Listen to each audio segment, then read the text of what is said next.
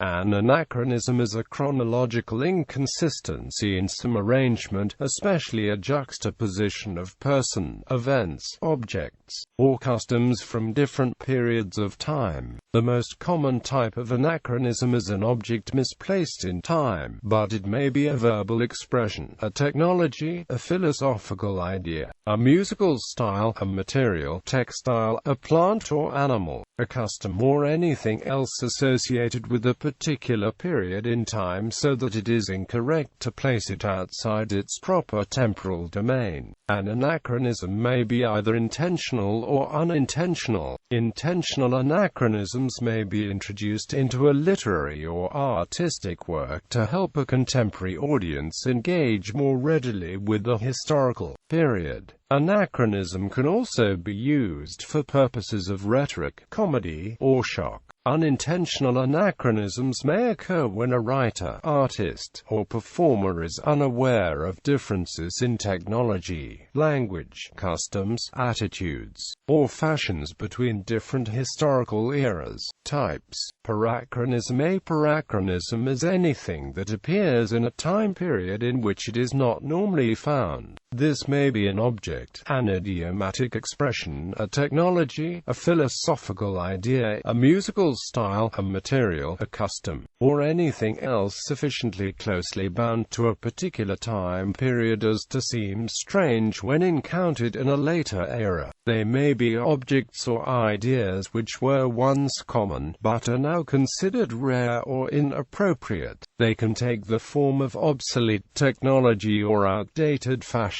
Examples of parachronisms could include a suburban housewife in the United States around 1960 using a washboard for laundry, or a teenager from the time period being an avid fan of ragtime music. Often, parachronism is identified when a work based on a particular era's state of knowledge is read within the context of a later era with a different state of knowledge. Many scientific works that rely on theories that have later been discredited have become anachronistic with the removal of those underpinnings, and works of speculative fiction often find the speculations outstripped by real-world technological developments or scientific discoveries. Prochronism. Parachronism differs from prochronism, in which the object or idea has not yet been invented when the situation takes place, and therefore could not have possibly existed at the time. A prochronism occurs when an item appears in a temporal context in which it could not yet be present.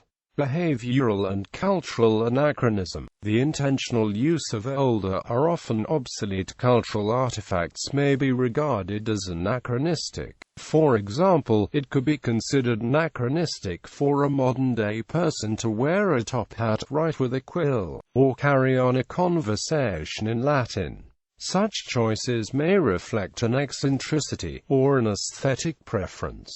Politically motivated anachronism. Some writings and works of art promoting a political, nationalist, or revolutionary cause use anachronism to depict an institution or custom as being more ancient than it actually is. For example, the 19th-century Romanian painter Constantin Lecki depicts the peace agreement between Ioan Bogdan Voivod and Radu Voivod, two leaders in Romania's 16th-century history, with the flags of Moldavia and of Wallachia seen in the background. These flags date only from the 1830s. Here anachronism promotes legitimacy for the unification of Moldavia and Wallachia into the Kingdom of Romania at the time the painting was made. Subconscious anachronism. Unintentional anachronisms may occur even in what are intended as wholly objective and accurate records of historic artifacts, because the recorder's perspective is conditioned by the assumptions and practices of his or her own times. One example is the attribution of historically inaccurate beards to various medieval tomb effigies and figures in stained glass in records made by English antiquaries of the late 16th and early 17th centuries, working in an age in which beards were in fashion and widespread. The antiquaries seem to have subconsciously unconsciously projected the fashion back into an era in which it was rare. In academia, in historical writing, the most common type of anachronism is the adoption of the political, social or cultural concerns and assumptions of one era to interpret or evaluate the events and actions of another. The anachronistic application of present-day perspectives to comment on the historical past is sometimes described as presentism. Empiricist historians, working in the traditions established by Leopold von Ranke in the 19th century, regard this as a great error, and a trap to be avoided.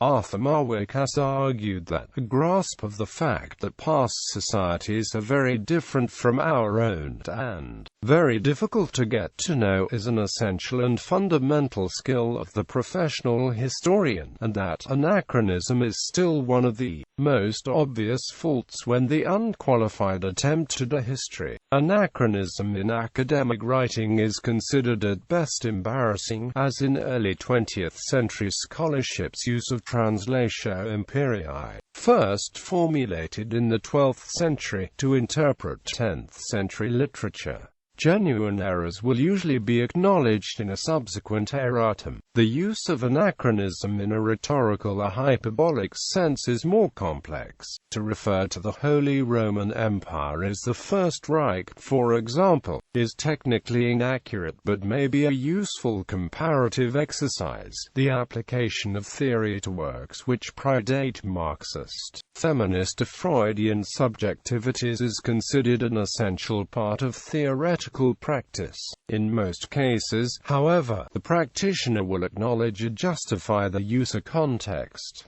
Detection of anachronism. The ability to identify anachronisms may be employed as a critical and forensic tool to demonstrate the fraudulence of a document or artifact purporting to be from an earlier time. Anthony Grafton discusses, for example, the work of the 3rd century philosopher Porphyry, of Isaac Casaubon, and of Richard Wittgenstein, all of whom succeeded in exposing literary forgeries and plagiarisms, such as those included in the Hermetic Corpus, through, among other techniques, the recognition of anachronisms. The detection of anachronisms is an important element within the scholarly discipline of diplomatics. A critical analysis of the forms of documents, developed by the Morris scholar Jean Mabillon and his successors René Prosper-Tassin and Charles-François Tostain. The philosopher and reformer Jeremy Bentham wrote at the beginning of the 19th century, "The falsehood of a writing will often be detected by its making direct mention of, or allusions more or less indirect to, some fact posterior to the date which it bears."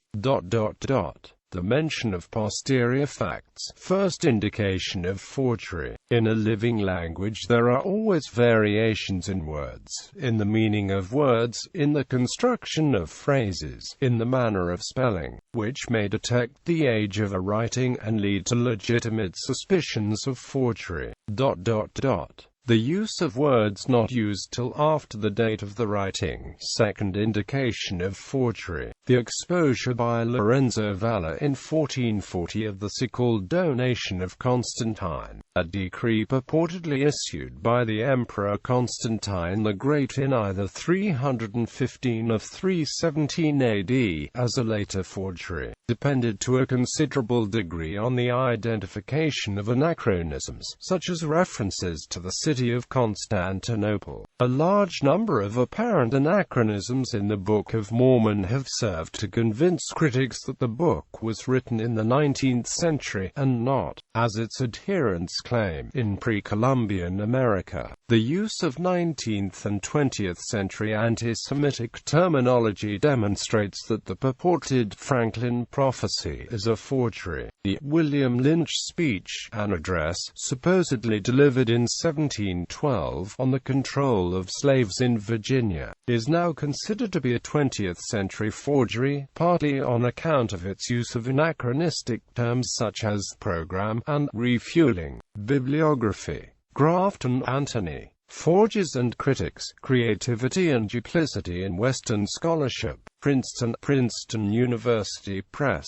ISBN 0691055440.